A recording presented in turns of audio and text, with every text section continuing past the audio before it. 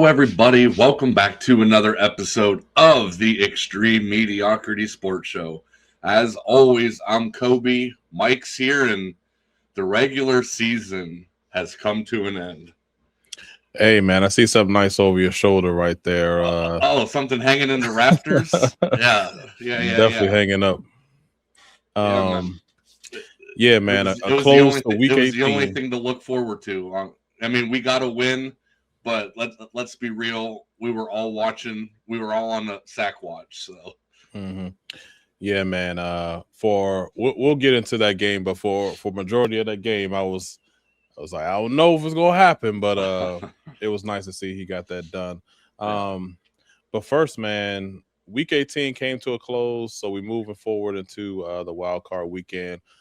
But before we get to that, this today is always a sad day. Seems like in the NFL because today is normally where a lot of head coaches get the boot, and they definitely did today. hmm And we were we were looking forward to a lot of these names in question possibly being fired, and to no surprise we saw a lot of names. I believe in the last like 10 years there's been five or more coaches that were fired in the off season, so we're still on pace, we're still on track with that. So Yeah. um to start us off, Raheem Morris, man, this was a sad one to see because Yeah. I saw Adam Schefter. He posted him like hugging the owner, hugging a GM like he normally does after each press conference. But you go from hugging your boss and thinking everything is cool. You won four straight games, and right after that, they probably say, "Hey, brother, come on to the office. We got something to Man. break down to you." So, was not expecting this, especially because they had that 4 game win streak. Yeah, and I thought I saw a report either like Friday or Saturday or something that said his job was safe. So uh, there was some miscommunication somewhere, and I don't. And if you look back like at the season they had, yeah, they had the Penix injury and whatnot, but that that roster is a lot better than an 8 and 9 finish. I think. I mean, Yeah. Cousins was a little shaky when he first started. Stepping back in for Penix, but Bijan, a top 3 running back in the league. Drake London is, maybe a top 10 receiver. And I don't know if you've seen this Kyle Pitts stat. In his first year, he had 1 touchdown. His second year, he had 2, 3, 4, and so on. That's And crazy. he had 6 this year in his 6th year in the league. So I mean, Mhm. hey, you got to think you're going to get 7 out of him next year. But yeah, just I would have thought the Falcons would have been good enough to win that division this year, especially since it wasn't, that great. Tampa Bay started out hot, they fizzled off. Carolina Panthers hung around just long enough to get it done. So definitely a disappointing year, but I don't know. I don't know if that's. I guess it could be on the coach. Yeah, that's what I meant to say with Mhm. that roster. So Yeah. What I keep thinking about is that draft 2 years ago when they drafted Michael Penix, top 10, and everybody in the sports yeah, world kind of questioned that draft pick. And we kind of didn't know who to blame, if it was Raheem Morris or if it was the GM Fontenot. But I mean, you draft an injury played quarterback in the top 10 hmm after you just signed Cousins to a huge deal. And then all of the question marks of why teams didn't pick Penix because of the injuries actually happened, and he tore his ACL. So it's yeah, kind, and then Cousins didn't turn out to be anything. So it's like, and I don't know if you remember, I don't know if you remember, but Raheem Morris, when the Falcons played the Buccaneers on Thursday Night Football, and it was halftime, and all you saw now is it's the Sherman, everybody, they're doing a halftime show for Thursday Night Football.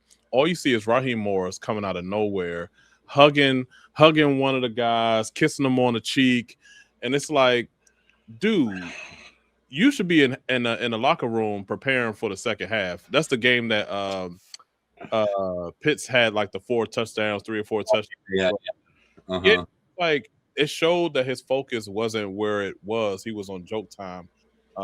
And I was comparing that to a lot of the coaches you see. I know in this last game, 49ers and the Seahawks, you always see Kyle Shanahan after they ask him those couple questions at halftime. He's always sprinting to the locker room to prepare. So he's on business all the time. Yeah, business all the time, making sure his guys is as prepared as they can be. Raheem Morris, man, he's a great defensive coach, but I'm not surprised that he was fired either because I don't know, he just doesn't have the it. But I did see that he was gonna possibly check in with the Titans for that job. So I did see that. Yeah, I didn't think that he would get another job, but who knows? It could also be the Rooney Rule that they're just trying to knock out. Ahead. I'm sure he'll interview with all these teams so they can knock out the Rooney Rule. But this was a big one that came in last night. And next, we didn't think it would. We was wishing this and kind of edging this one on all season, but he actually lasted the entire season. But Kevin Stefanski finally out as the Browns head coach. Yeah, we were talking about it. Seems like they would always get like a random win that seemed to keep his job in jeopardy. And listen, he was here for 6 years. We made the playoffs twice. He's a 2-time coach of the year. And with this firing comes questions like what's next? Like, you see these reports of him being a top candidate for all these other teams, and people are like, well, if he's this top candidate, why don't we keep him? But I mean, at the end of the day, you need to win football games. I mean, you look at the record there, very underwhelming. And I get it. Like, the roster around him wasn't always the best. Like, we still have not found a quarterback, wide receiver, offensive line, all these needs. Is he really to blame? No, he's been dealt a poor hand. But I mean, Joe Flacco carried us to the playoffs a couple years ago, and that was under him. That was with a veteran quarterback who was slinging the ball around, and obviously we tried that again this year. It didn't work. He kind of found a little bit of success with the Bengals, but man, it's just been such a wild ride with having him here. Like, you see his post-game little meetings in the locker room. It seems like the team rallies around him, but at the end of the day, man, you gotta win games. Just developing talent was not really a strong suit, and we are in that stage where that is a big part of who we are. So yeah, man. I think you really shine the light on Kevin Stefanski for me. Like, earlier in the season, where you had a lot of questions with his play calling. He was like, why are we throwing all these screens? Like, why are we, we're not even throwing the ball past 10 yards down the field. And then the way that they kind of had their QB set up to start the season was kind of weird. But then when you see Shedeur come out and have some success, he wasn't perfect, but each game you could kind of see some small improvements. You kind of think back and it's like, why did you prolong that Dylan situation? So you said that he still has some, the locker room was still rallying behind him, which is good, but I mean, that's on the outside though. I don't think people were just like publicly putting him down. So yeah. And I mean, those years that that year when Flacco, that could be like lightning in a bottle. Definitely. He won that coach of the year twice, but when they did make the playoffs, but nothing that I've seen this year, showed that he should be a head coach for any team. I don't know. I wouldn't have any faith if I was a GM trying to bring him in, but I'm sure you're happy to see him go. But okay, so with your team, the Browns, who would you like to see, or what type of coach would you like to see them move forward with? I think, like, listen, when we got him from Minnesota, he was the Vikings offensive coordinator there, and he was this young, offensive minded coach that seemed to be the trend in the league, like the Kyle Shanahans, the Mike McDaniels, these guys that were like offensive gurus. But again, like the roster wasn't there. I think with the right pieces, it could succeed, but we need somebody. And like, I don't know, I haven't done like deep researches on like these coaches, but we need a young guy who is willing to come in, get a good developmental group of guys around him. We have a young roster. We have a lot of young, talented people. We need someone to elevate all this talent, make it work. Go into the draft our needs, not worry about quarterback. Is Shedeur our guy? I don't know. He needs work. We still have Deshaun there.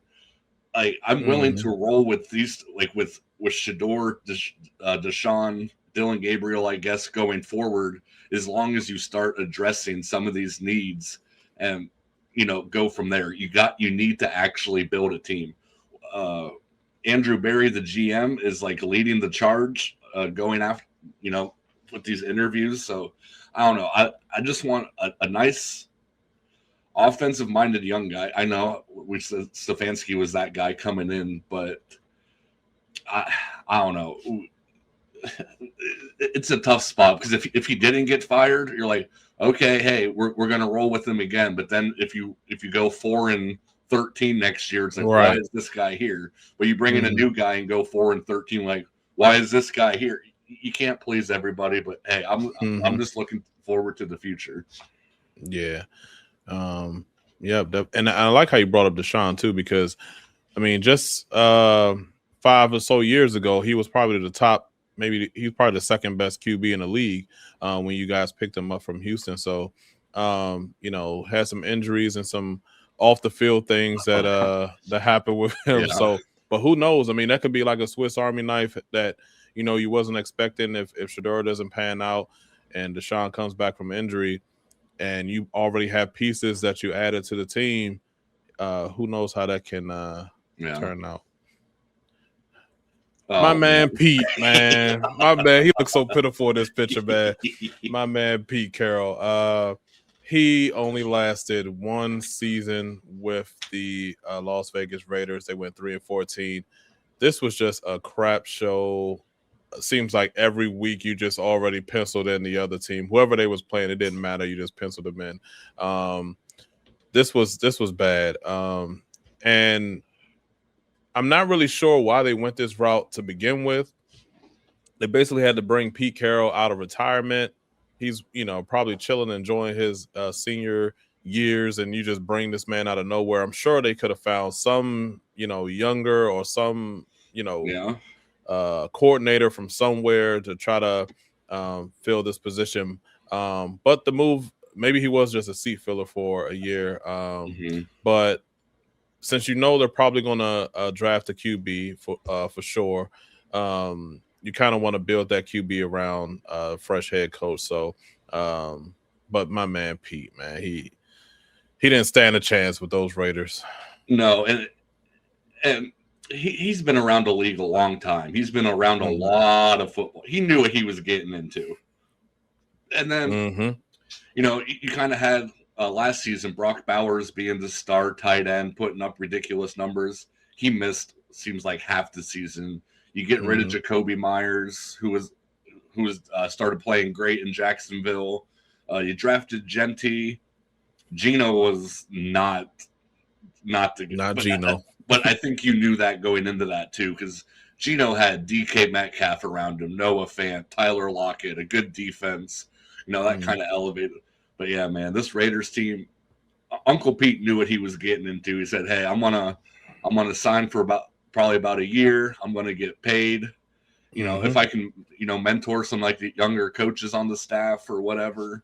But he knew he knew this was a one and done.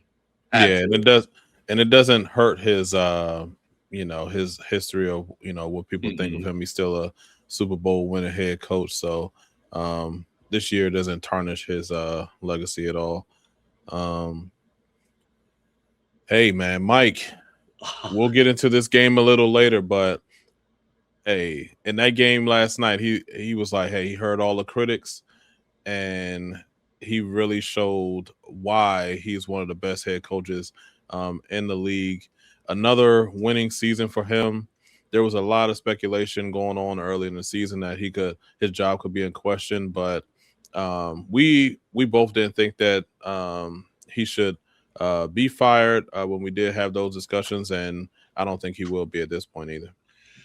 No, and I mean, as much as I don't like the Steelers at all. I have a lot of respect for Mike Tomlin. He is a hell of a coach. Like you talked about like the streak he's had of like winning seasons. Like obviously, you know, there's a lot of talent on those Pittsburgh teams over the years, but there's one common factor in all those teams, and that he's the one in charge. Seems like a lot of the players, respect him, and just looking at his overall record there, I mean, that's pretty good. Mm-hmm. He's done absolutely nothing to lose his job, and yeah, I think when he does lose his job, it's going to be him stepping away. There's no reason for Pittsburgh to even consider moving on from him at this point. Yep, totally agree with you. And next, Zach Taylor. He's holding on for dear life, I believe. I know that he's cool with Joe Burrow, and that's probably why they're keeping him on for another year. But that can only take you so far. If they have another bad season next year, I do not see them sticking with him more than that. Yeah, obviously they had a lot of injuries this year, especially on offense with Burrow, and but really, what we've been talking about with the Bengals the last couple of years is like squaring up your offensive line to keep Joe Burrow healthy, which they did not do, and improving that defense, because they're designed to win, to win shootouts. We were talking about that all year, but yeah, you have Trey Hendrickson. Well, for now anyway, if he doesn't, but the secondary is bad. Seems like their linebacker group's bad. So I mean, you're just giving up points, and I get it. Like a record like comes back to the coach, but at the same time, if your front office isn't upgrading your needs, kind of like what we're talking about with the Browns, a little bit of a similar situation. You can't find success like that. I don't really think the coach matters, but yeah, they kind of threw all their eggs in that offensive basket in the offseason. All their eggs and money. Yeah, and money. And it showed that defense was, like you say, it was Swiss cheese throughout the entire season. And when you have injuries like that and you don't have a defense to keep you in games, you're not going to have much success. So they have a lot of work to do in that AFC North because the Steelers aren't going anywhere. Ravens aren't. The Browns are trying to work things out. I mean, hey, they need to put together a big off season coming up. Good old John Harbaugh, man. This is one where you hear the rumblings. His name keeps coming up in possible talks where the Ravens might move on from John Harbaugh. Again, this is another one of our head coaches that have much success. But the NFL is what have you done for me lately? And so far, John Harbaugh. I mean, there's some questionable calls. I know he doesn't call the offensive plays, but there was a lot of situations this season where we had some questions of how come you're not running the ball more. What is that defense doing? But do I think that the Ravens move on from him now? I don't. If they do, he'll be picked up immediately by another team. I don't think that he'll move on from the Ravens. However, he needs to turn it around next season. Hopefully with a healthy team, they improve that defense. They can get back on track, but I don't think he's going anywhere. Yeah. It kind of made you wonder, like the Ravens have been pretty successful for a while now under Harbaugh, and bringing in Lamar would seem to be very beneficial, but they weren't winning anything. Uh, Lamar's an MVP talent. He's shown that over the last couple of years, and now this year, well, I mean, last year they brought in Derrick Henry, and that seemed to be a great duo. Then this year, Lamar gets hurt, and you kind of see everything start to unravel a little bit. Like, I mean, yes, that Lamar is the main part of your offense, but just seeing it unravel like it did, and then even Lamar coming back, and I don't even know, he didn't even look like he was 50%. So it seems like Harbaugh's kind of been maybe hiding in the shadows of just how talented Lamar is. But I'm probably going to be saying this for every one of these guys. Like, you need the talent there. I think, did Zay Flowers hit 1,000 yards receiving this year? I think he was close. They haven't had 1,000-yard receiver in a while. So I mean, it sounds weird that you're like you'd still like be talking about they need to build around Lamar since he's been there for so long. But that defense, like when you used to have Ed Reed, Ray Lewis, Terrell Suggs, and like even after those guys were gone, like that defense was like you feared that defense. And so they kind of had that identity, and that seemed to be gone this year too. So I mean, I don't know. It could be a roster issue, but again, it's going to come down to the guy that's running the show, and that's still a respectable record. But yeah, like you said, what have you done for me lately? And it's not a lot. Yeah, I think a big loss for the Ravens was Mike McDonald going to the Seahawks. He was an aggressive defensive coordinator with the Ravens, and his loss, you can really see that his scheme and everything, you can kind of see that Seahawks defense aggressive, making plays. The players are always in position to make plays. That's, to me, the Ravens is kind of similar to like the Lions. You lose some of your coordinators, and then you could kind of see that little drop off. So yeah, Ravens need to probably shore up that defensive coordinator position, and probably look at the offense as well. But yeah, John Harbaugh, I think he'll be there for a while. Hey man, Aaron Glenn, man. Look at his face, man. He looked like, man, he does not want to be there. I don't know how I'm still here right now, but Aaron Glenn, he had some funny moments throughout the season, but he did. I think the only reason why he's still there is because he went into this deal letting them know this is not a 1-year type of fix it type of thing. This is going to take multiple years to fix this franchise and to get the players in that they need, and they have the draft picks to do so. I'm sure this offseason is going to be big for them, with a lot of the draft picks and players in free agency that they get, but they have to hit on it. They have to find a QB. They have to get players on defense. They let a few key defensive players go during the regular season. So they have a lot of pieces to fill. But Eric Glenn, I mean, I don't really have any confidence in this man. He just, I don't. He was good with the Lions team, but again, they had a lot of good players. And it seems like he got out right before they had this season where they had a lot of injuries. But yeah, Aaron Glenn is safe with them at least for another year.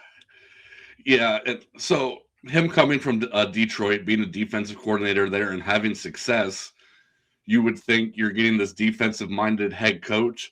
But did you know, me and you had the same amount of interceptions this year as the New York Jets defense. So that's kudos to us. Like, we are wild. But this is almost kind of like a Pete Carroll situation. And yeah, they did trade away some, they traded away Sauce, they traded away Quinnen. But like, Pete Carroll went into the Raiders saying like, I'm just going to do what I can. And then, yeah, he comes in, he inherits this team. They tried the Justin Fields experiment. Like, it wasn't working. They went to veteran Tyrod Taylor, and I don't even remember who they were rolling out like the last couple weeks, but you do have talent on that team. Brees Hall's a solid running back. Garrett Wilson is a pretty good wide receiver one if you can get some pieces around him. Like, I saw a thing today. The Jets have a lot of picks. I think they have 2 first, and then they have the first pick in the second round and like a third and a fourth. So there's definitely some opportunity there. And if they hit on these draft picks and let Aaron Glenn get into his bag a little bit. If he's got a bag, I don't know. I don't know. But yeah, he's safe this year. If they roll into next year going 3-14, 4-13, something like that, I don't even know if he'll make it to the end of the season. Yeah, man. He might have one of those Ziploc bags, man. I don't trust it. Another coach that I'm losing trust in, and I'm not Miami. They haven't so far is Mike McDaniel. Sounds like he'll stick around for another season with the Dolphins. He's one of these great offensive minds, one of the gurus in the league. But again, like we've been saying throughout this episode, it's all about your skilled players. It's all about your quarterback. If you don't have any of those, you're not going to have much success. So they also have a lot of work to do with trying to figure out what they're going to do with Tua.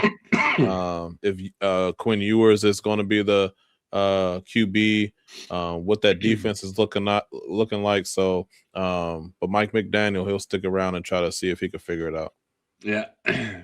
And you look at the big thing for them this year. I'm not a big fan of him myself, but seeing how it can affect your team if he's not there, losing Tyreek Hill set this offense back a lot.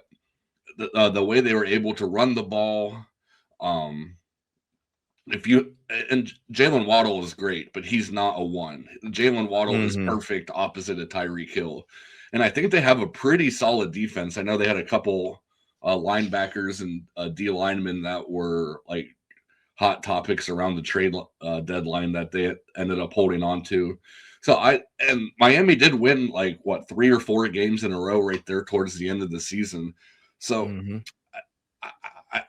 I do think Mike McDaniel is safe, and I think he will be next year too. If they get Tyreek Hill back, hold on to him, and he's pretty close to 100%. I think that offense takes a big step up, even with Tua, because Tua was pretty solid when he was throwing to Tyreek. And you take a guy's number one option away from him, he's gonna drop down. But he's also, a concussion away from eating mashed potatoes through a straw. So. But so I mean, you need to invest in the future there a little bit, probably. But I like Mike McDaniel. I think he's funny. I see these videos of him trolling defenses on the sideline. He's, you see this picture of him here. He's like this little dorky dude, and then he spends a couple years in Miami. He's wearing sunglasses inside. He's got a nice blingy jacket on. Like he's part of the culture down there, and that's what you want. I like Mike McDaniel. I would like to see him in Cleveland, but I don't know. He just cracks me up, man. And I know comedy relief is not something you really look for in a coach. Right. But I like him.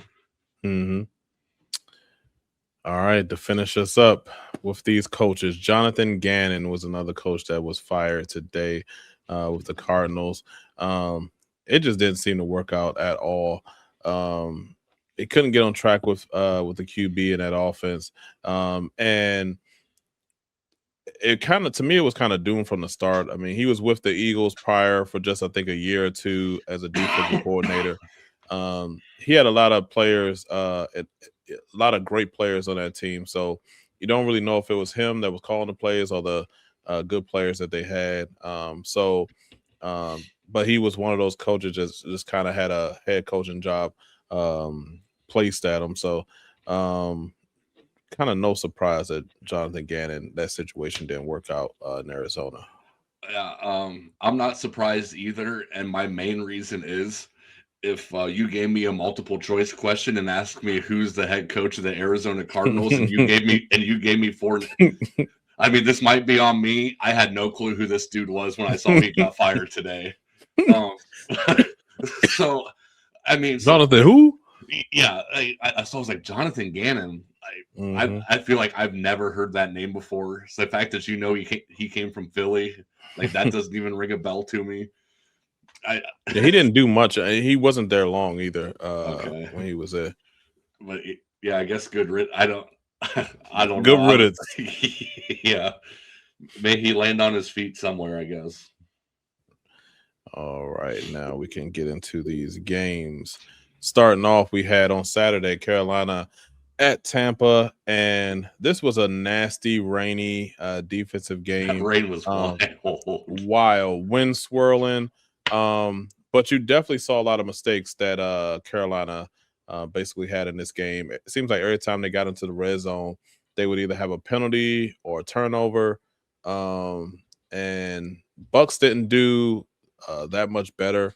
But Mayfield was a little bit more accurate in that throwing in that rain. So Tampa Bay squeaked out with a win, but with Falcons beating the Saints this weekend, Panthers still ended up winning a division and making it into the playoffs. I was on them since probably Thanksgiving, but they actually they came through for me and won a division, man. Yeah, we talked a little bit before we got started here. Like, I love the last week of the season being these divisional games for these exact reasons. Like, same thing with Baltimore and Pittsburgh. You're going against the division rival. Winner gets, well, the Bucks won and didn't get in, but they needed to win. They did what they needed to do. Yeah. So, and this is kind of what you want to see. You want to a good defensive divisional end of the year game. Yeah, your Panthers lost this game, but hey, I don't know who they're. They play the Rams, I believe. Hey, it's going to be short lived, but I'm just glad that they were able to taste some success. They won a division. They know that feeling of winning. They can at least go into a wild card game, get some playoff experience with some of those young players. But they're definitely going to be out very, very soon. I mean, they beat the Rams earlier this year. They did, but I'm sure Matthew Stafford is on some get back mode. There's way too many veteran presence on that Rams team. But hey, kudos to Carolina. You lost and still won. So good for you. Next, ugly game by the 49ers. We have the Seahawks facing the 49ers in San Fran.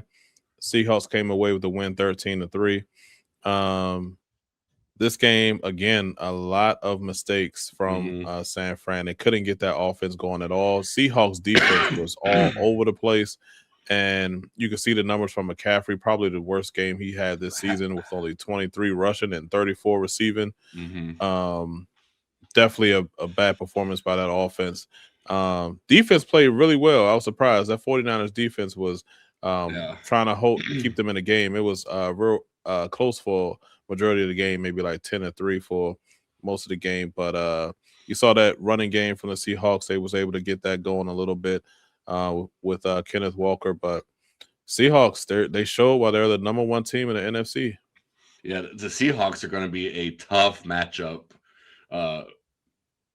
whenever somebody gets to them in the playoffs. You looked at, was that last week? Was it the 49ers and Rams last week? It was just like a crazy high scoring game, or was that the Seahawks and the Rams? I can't remember. Oh, Seahawks and Rams. That was on a Thursday night game a few weeks ago. It was like 35-34 or 38-37, something like that. Yeah, so you can see how this team can put up numbers when they have to. Obviously, the defense wasn't what it was, but then they can also go out and win a game with 13 points. I mean, Brock Purdy has been playing great. Actually, the whole 49ers offense has been playing great. Yeah. And to be held to 3 points, man, Seattle is they get the first round bye. That's going to be a tough draw for somebody, man. Having to go in Seattle and they well rested, it's going to be tough. But just a shout out to those 49ers uniforms, man. Those things, those things should be illegal, man, with that black helmet. Oh. That's one thing I was like, man, you spoiled. Like, I don't care for the pants as much as if those would just be like solid black, but those helmets are clean. I love that perfect look with those jerseys. Yeah. It's crazy that's the best thing we have about the 49ers with those uniforms. But yeah, hey, your man Myles Garrett did it, man.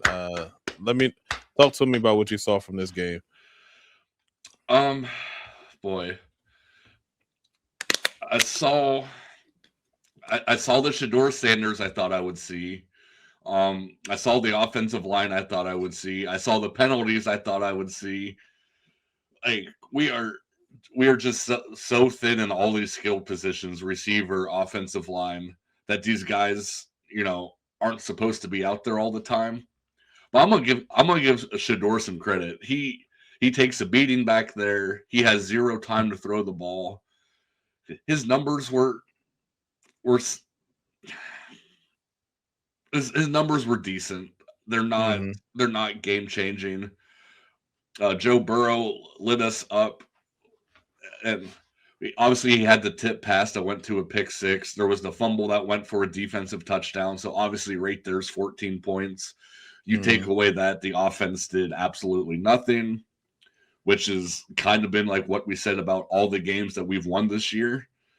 But man, like, the Bengals are so close to being good. Like, you look at these offensive the offensive numbers every single week, and they're finding ways to lose. Like, Jamar had a great game. Chase Brown had a great game. Just everybody did what they were supposed to do. It just those two mistakes cost them this game. And but it's similar to last season. Last season they won like 5 in a row to end the season, and they missed the playoffs.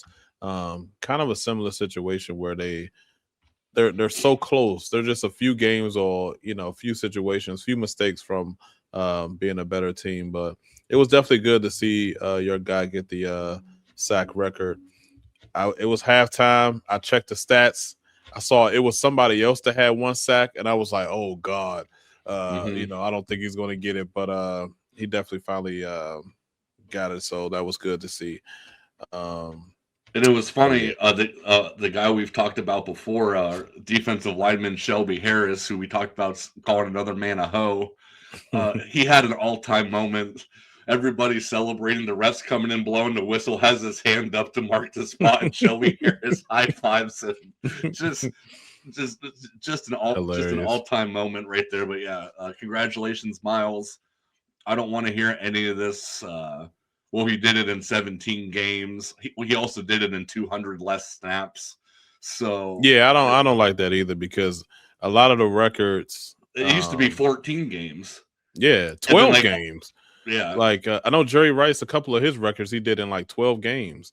So it's like, I mean, you can't really say and that. It's not his fault that there's 17 games, and they're talking about making it an 18 game season with like 2 bye weeks. So I mean, is that like, when those records are broken, it's like, well, they only did it in I don't want to hear that. Like, schedule's the schedule. You can't do anything about that. Stop whining. Yeah, it doesn't take away the greatness of who that player was that you passed. Like, Strahan was still great. TJ is still a monster. But I mean, Pittsburgh was so concerned about it, they didn't even play to win the game, and then put all their eggs in the basket to win the last week. That's crazy. Right. So yeah, definitely well deserved by Garrett. Also, what was well deserved was Josh Johnson, 39-year-old quarterback, winning a game that I wish let me not say that. But this game, I know we got to win, but this game was really, really, really embarrassing if you really look at it. The Commanders, we played our starters for the entire game against second and third and some fourth string players for Philly. I mean, and we were fighting for our life. I mean, But to I be was just fair, like, though, your starters aren't starters really either at this point of the year. Those are third, fourth string guys that got moved up from yeah, injury. yeah. I mean, Wagner out there, Luvu, Terry That's in the true. fourth quarter, Yeah, that's Debo in the true. fourth quarter. Yeah. We had almost our entire offensive line played the whole game.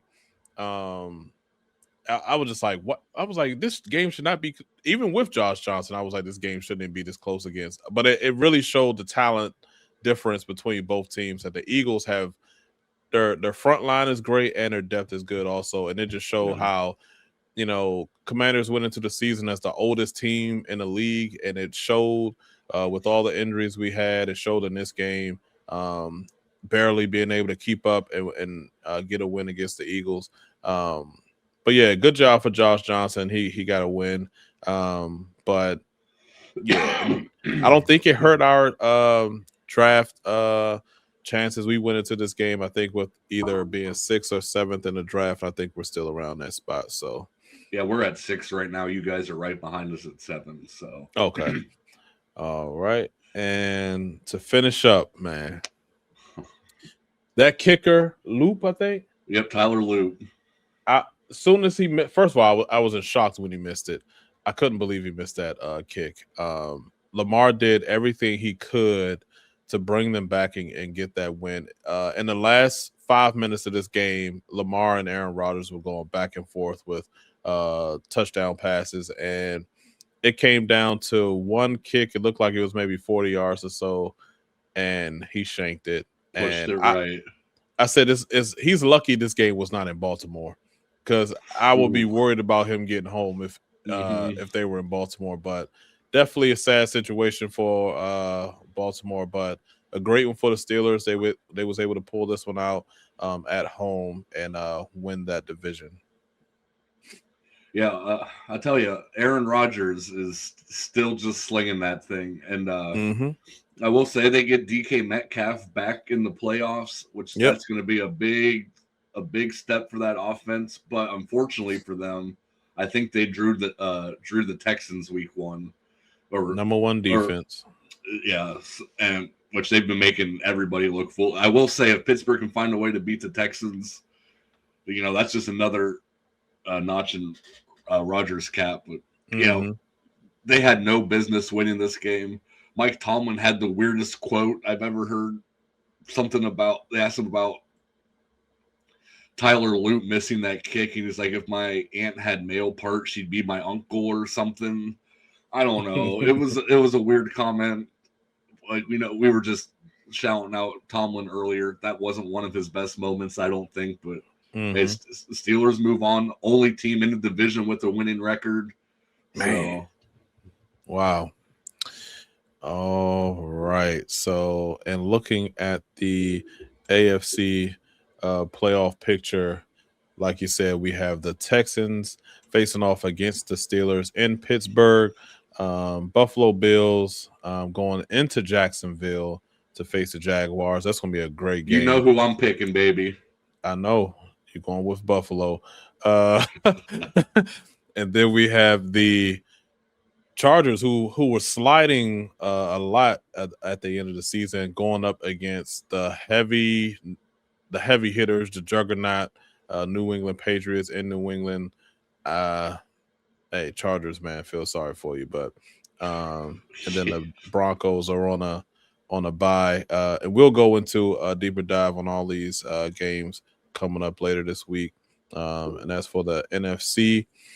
We got the LA Rams going into Carolina for that rematch. Man, that's a crazy playoff picture they have going on here.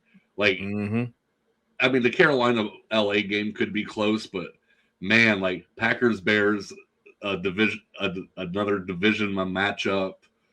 Man, those are some good games. San Fran and the Eagles, that's tough. Then you have Seahawks just waiting for whoever is the worst out of these. We need to get the Rams and Seahawks for the 3rd time this year. Yeah, that'd be nice. That would be nice. Yep. All right. Let me see. All right, that was a big episode, but yeah, definitely we had a lot of head coaches to go through and a few games to recap. So definitely looking forward to this wild card weekend. And as we said, we'll go into deeper on those matchups and see who we're going to take, and possibly throw some parlays together as well. Mm-hmm. Yeah, we're gonna try to get some new things going on here as we continue to move forward through the years. So, some stuff to get you guys involved. So, good stuff coming. Yep. So as always, give us a hit that subscribe button and hit that notification bell so you know the next time we go live or we drop another episode. Leave us a comment, let us know what you thought, and give us a like on this video as well.